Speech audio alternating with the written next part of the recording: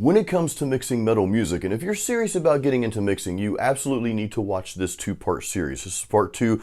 Drums are arguably the most difficult, most challenging instrument to mix. There are so many elements, many mics, and just a lot of things going on at the same time. Now, in part one of this two-part series, we focused on the hi-hat bleed that you often get in the snare microphone. And Nic Z went over just some practical and simple methods on how to mic your drums properly. He even gives you kind of like a mic 101 lesson in part one of this two-part series. So if you have not seen that yet, I want you to go back. I'll link it up here. Go back and watch that video first, and I'll have a link going to this video at the end of that one. So do watch that first and then get into this one here. Now, if you've already seen part one, continue watching part two. We are going to go into the DAW. Nic is going to take us through the process and show you the finite details of how to mix drums, specifically when it comes to the hi-hat and the snare, and really trying to eliminate or at least reduce that bleed over.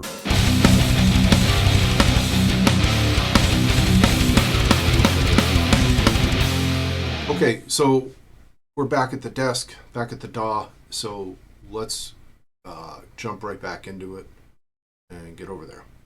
I have a very old session pulled up. Let's take a quick listen, see what the hell's going on here. Stuff on buses that aren't even labeled and shit, like me being lazy. All right, but let's look at the snare. So I think in this session what I did was there were two different kinds of snares. This is a really dynamic song, and I'll just show you. So there's this snare,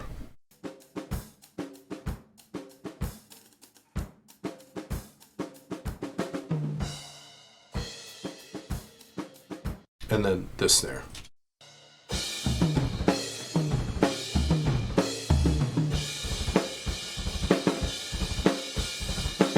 So rather than automate the snares, like there's some automation overall. This is actually for the kick, I think. But rather than automate these snares, I just cut them, and I made the quiet snare its own thing and the loud snare its own thing. So let's get back to the question here: cymbal bleed. How do we address cymbal bleed? So the first way in DAW to address cymbal bleed. Let's work with this snare right here, this loud snare, because those snares are loud. I'm going to do a quick balance and then we'll jump into it. Get rid of this, get rid of this.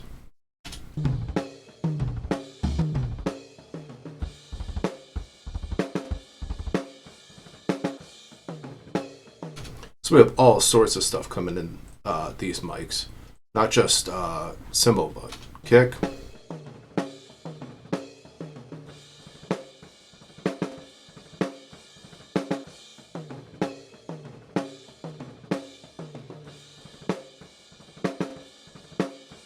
So this isn't a terrible miking job. This isn't bad, because as you can see, like I have a lot of contrast between the actual snare itself and the other things that's going on in the mic. So, and down here on this quiet mic, I have a lot of ghost notes and a lot of like super soft shit. The first way to do this is, or the first way rather that I would do it, I shouldn't say the way to do it. First of all, it depends upon how much you have in. So something like this, we can probably get away with gating. Let's gate it and see what happens. I'm just going to turn on, I already have it gated. That's what this is. So I'll turn on the gate and see what that does.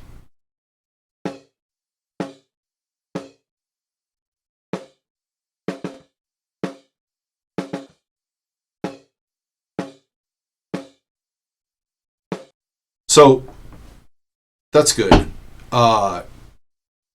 It's not great, but I mean, obviously I could roll the release back on the gate if I just wanted a little bit of snare, or rather less bleed coming from the end of that snare. I'm assuming I said it that way because I wanted it in the mix. And I mean, that might sound obvious to use a gate, but we're going to go through all of the problem solving tactics. So number one is gating it. So you might ask, all right, with this with the snare like this, like, is that going to be, a solution? But let's listen.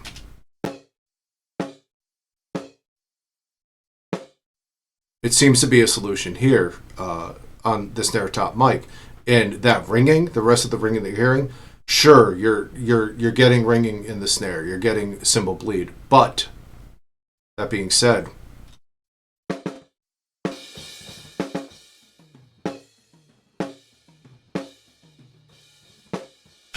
when I bring the overheads up, it's gone. It disappears. So that's something to consider. A lot of people, when I hear them talk about cymbal bleed and hi-hat bleed in the snare mic, they're talking about it in solo, which is definitely, something to consider. But if you're noticing that you're having a really hard cymbal issue or whatever, try to bring in, the rooms of the overheads and see if, blending the two together can be a solution. So that's my first thing. Use a gate, which is what gates are for. And if the gate isn't doing the job all the way, add in your cymbal bus or your cymbals or your rooms, and see if the two of them together work. Now, let's go on to the second thing. The second thing I would do is consider the style of music. So a lot of times, people complain a lot about having cymbals in their drum shells, but they don't consider using any other mic other than the close mics. They just use close mics, and it's close mic, and everything else be damned. And that's fine, but if you have a lot of cymbal bleed and you just can't get it out, you just can't figure out a way out of it, it sounds disorganic. Say there's like a ton of ghost notes, and it was mic'd incorrectly, and there's a ton of wash. Say it's like a jazz thing with like a ton of open hi-hat, and a ton of ghost notes and stuff like that, and you can't gate it. You can't do these things. Maybe a thing to do is considering backing off of the shell mic itself. So instead of using the snare mic, let's, obviously, like when people go in the sound design stage of mixing, the first thing that they do is they, start going through their drum shells and getting everything right and tight like I like it, blah, blah, blah. But instead of doing that, try to go from the overheads first in this kind of situation. So let's grab this little section, this loud section, pretend like this is something we can't get out, and let's listen.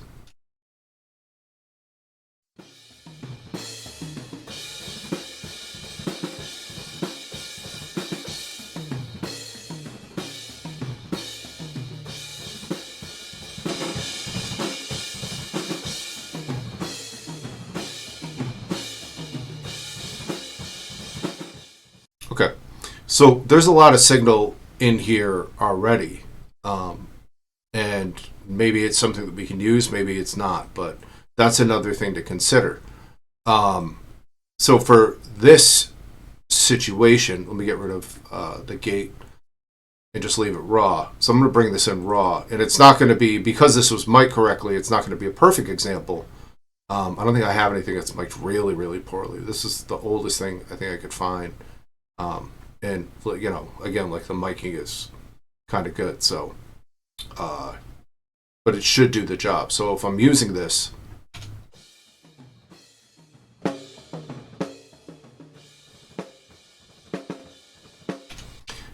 maybe take an EQ and listen for what you can't get out.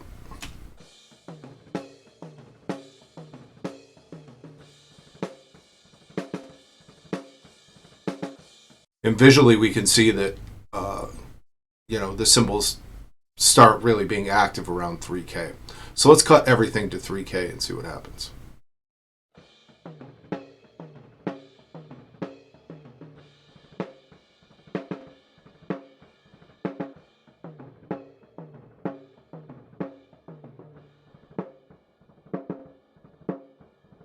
And it looks like 1K is the sweet spot here. And all of this high content now I'm filtering out. What am I doing here? All of this I'm filtering out. And again, this is not an ideal situation, but this is a workaround. I'm still having it on the bus. And let's try and throw a compressor on it and see how it sounds, and see if we can't get enough of the low end, or the mids and the low mids rather, of the snare cutting through.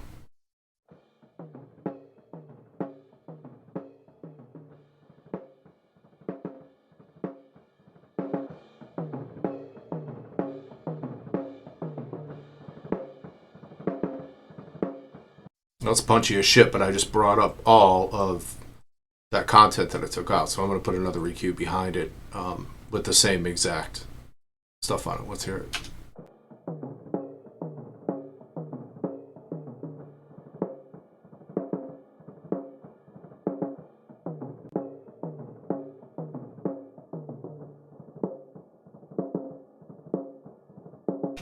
That's better. Now, let's hear it with the overheads in the rooms.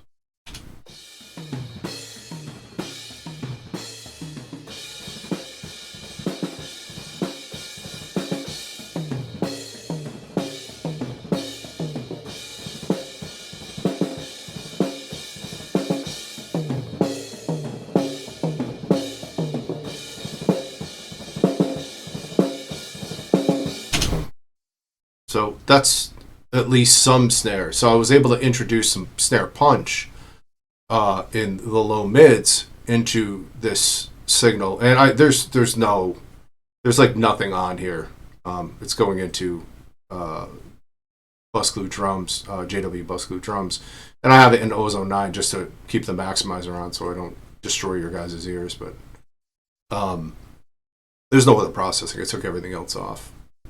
So that's another thing you can do, is just roll with it and try and massage the snare drum into the overhead sound, the room sound, and, let it be what it is. And you can get away with that for a lot of genres. The only thing that really needs like a super duper loud snare like that is like, pop or like deathcore, or metalcore too. Country they have those really isolated drum shells and stuff like that. There's a couple of genres where you're not going to get away with it, but there's a lot that you are, like any kind of old rock and roll, any kind of shoegaze, any kind of black metal. You get that. This move will probably be enough. And instead of driving yourself crazy trying to get rid of the bleed, just embrace it, use it in the overheads. So the next thing that you can do, which is the most tedious, is to actually cut out the snares by hand, which isn't going to get you all the way there, but it's something. So go in, and I mean, most DAWs now have a tab to transient function, and tab to transient, and just split, get rid of everything behind it, gone. Tab to transient. Split, tab to transient, split, get rid of everything in between. So this is a slow, tedious process.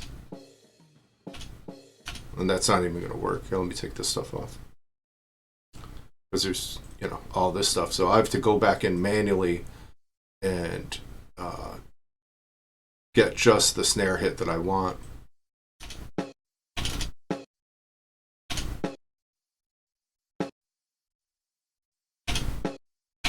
So there's my snare hit.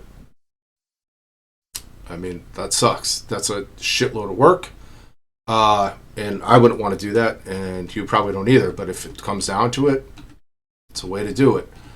Another huge way, another way to do this is to obviously to trigger it. But what you might not know about Trigger is that they actually have a program that comes with Trigger if you have Trigger. First of all, if you're going to be using Trigger, then you own it or whatever. If you don't own it, you should probably get it. And this is one of the few plugins I'm going to say this about, because again, like everything I do, like I'm not endorsed by anybody. I don't have, like Stephen Slade isn't my friend. Like he doesn't give me money, although I would take money if you want to give it to me. But anyway, Trigger's one of the things that I waited a really long time to get. And I had a friend of mine who had it, and he was like, this is years and years and years ago, and he was like, he offered to like basically like reamp, like re-trigger some drums for him because it was having just the hardest time in the world getting them done. And I was like, oh, that's pretty cool. And it went on sale, and I was like, I'll check this out. And like now, like I can't imagine doing a mix without trigger. It's so powerful. It's so powerful. It's unbelievable. It's an unbelievable program, and it's the industry standard for a reason. So what I was using this for before was just a gate. There's a gate on here as well that you can, use it or not. But that's not the actual program. So what trigger does is it grabs audio at a certain threshold and replaces the sound with something else. And I mean, you can do literally whatever you want. For our purpose here today, we're going to, what do I want to use? I'll use this guy. This trigger here. So.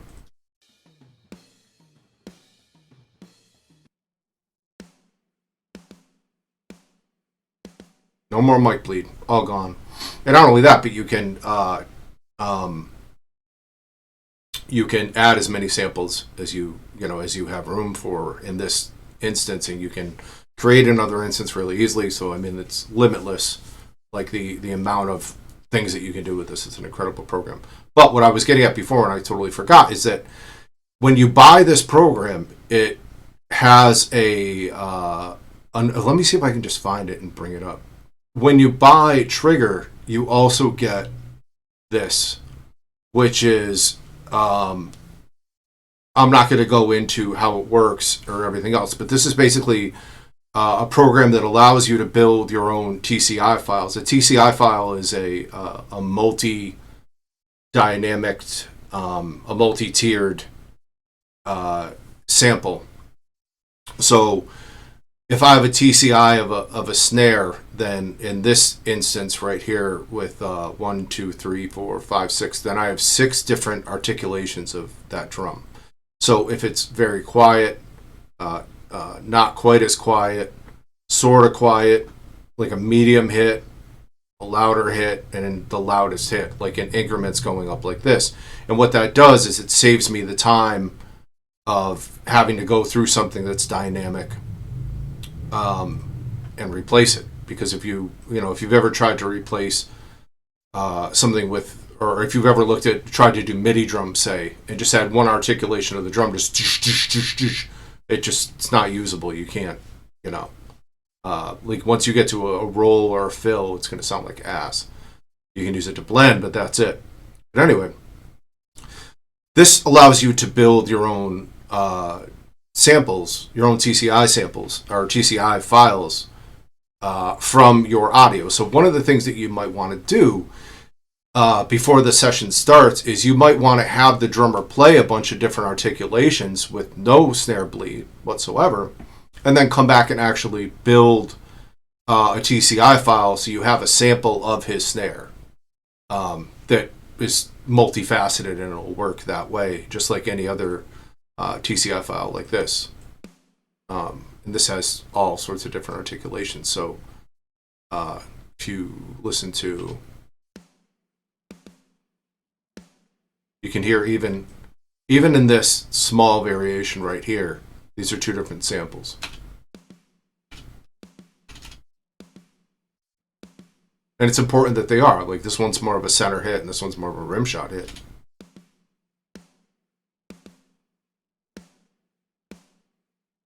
And if I want, I can take that off. I can just go into the curves and get rid of the dynamics here. But, that's this is an incredible tool, and it's literally changed everything about drums.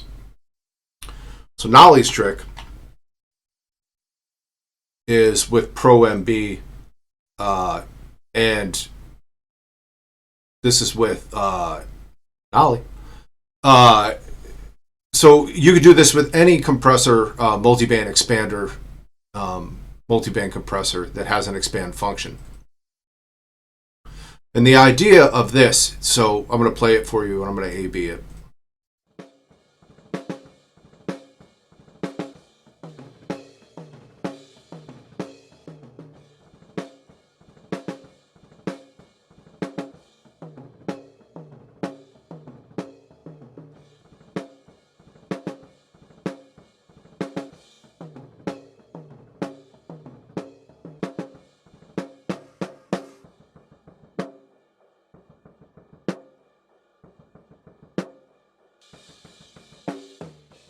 So that's pretty dramatic.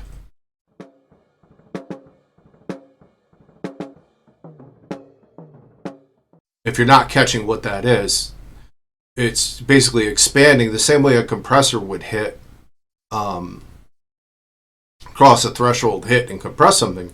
This is actually expanding the signal. So it's starting, I pulled it all the way down to, what are we at? Negative 27 dB here, and it's starting there. It has the top end here, but every time that the signal goes through, in an expert mode, this is telling me what part of the signal I want to read to trigger off of. So right here is more of the heart of the drum. Like you saw in that earlier example, I was able to cut to 1K and still keep a lot of this drum. So this is where I'm going to get the truest drum hit. So the idea is to, keep stuff here, or to keep this guy here, so that when a drum hits, that this is going to recognize the drum hit, and you won't get like cymbal bleed or some other nonsense up here that it's going to trigger from. But you don't have to use that. It's just even more NOLLY wisdom, because we love NOLLY. This is his trick, and he shows it on his channel, so I don't feel bad about showing it to you. But that's basically what it is, and it's dramatic, and it's awesome, and it works. I use Pro MB for it. If you don't have Pro MB, like I said, you can use any multi-band compressor that has an expand function, because it's going to start with nothing and then expand every time the drum hits to let that hit in. And I can adjust the threshold, attack and release times, etc. And I'm sure you can on other programs as well. So, as opposed to, so that gets the wash right out of there, which is lovely. So now I'll show you the last thing, and the last thing, and this is my trick. And NOLLY can use it if he wants, which he probably thinks is hilarious. And what I'll do is very similar to what I did before.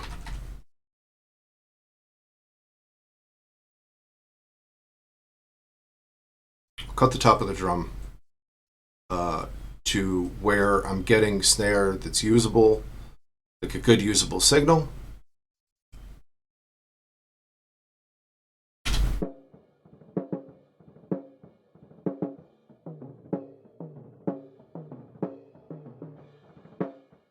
You can get away with like that much before it really starts to become a lot.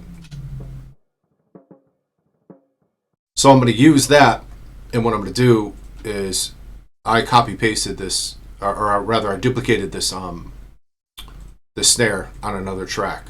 So here it is, and on this one I'm going to put trigger on, but I'm only going to use it for the top.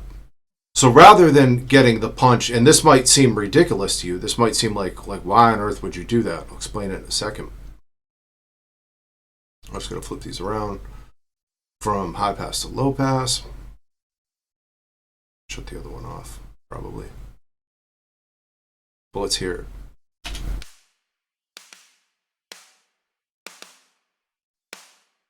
And I'm letting it overlap a little bit because why not? And now I'm going to bring my other snare in. I'm going to roll it up.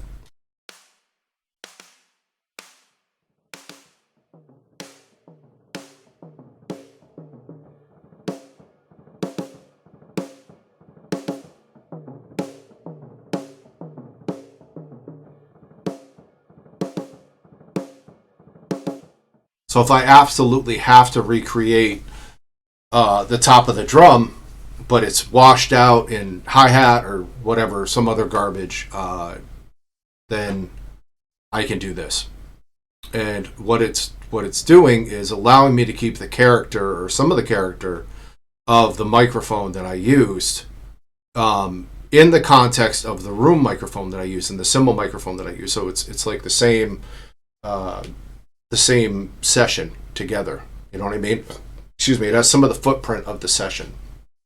And to me, it creates more cohesion, especially like when there's things like ghost notes and what have you. And obviously, this isn't dialed in at all. You know, there would need to be compression and whatever. But you can hear from this example that that's another trick that I would use to get bleed out.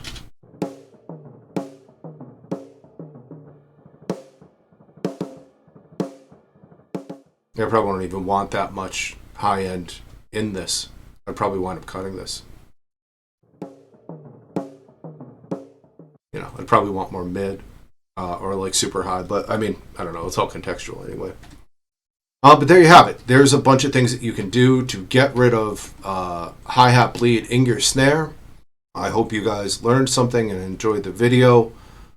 And I'll see you in the classroom. Guys, if you have any questions about anything that Nic covered in this video, I know we went through a lot here, and I really hope you got a lot of value out of this. But if you have questions, please leave those in the comments, because we will make more videos based on your questions, as you guys expect here on Metal Mastermind. I also want to let you know real quick that Nic Z has an entire course on mixing metal music right here on the Metal Mastermind platform. There is a link in the description of this video, so definitely check that out. See if that's something that you want to get into, because if you're serious about mixing your own music, or maybe you want to get into mixing other artists and bands, which is a really awesome thing to do, and hey, it's a good way to generate another income, and who knows where that could go after that. But do check out our course called Metal Producer Overlord Mixing Series. Again, that is all done by Nic Z. He did a phenomenal job. I'm actually going through that myself because I want to use it to mix my next album and project. There's so much to learn.